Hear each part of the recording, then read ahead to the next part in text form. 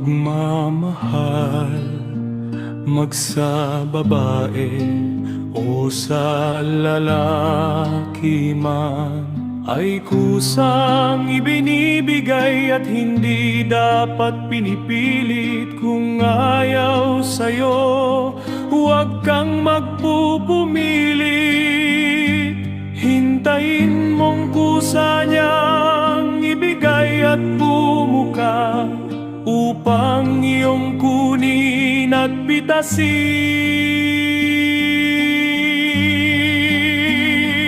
Parang saging na hilaw, mapakla ang lasa, kung agad-agad kakainin, sayang naman dahil itatapon na lamang.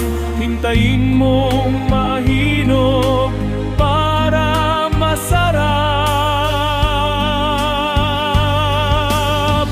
at katakam-takam kapag kinain,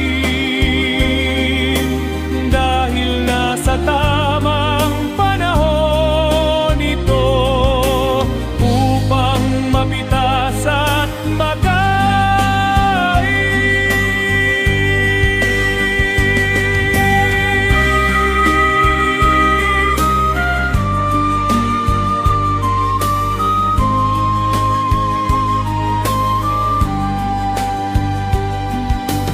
Ang paghihintay na kusa niyang ibigay ay maraming araw at oras ang gugulin, bago tuluyang mahinog at makain, gaya ng sayong pagmamahal.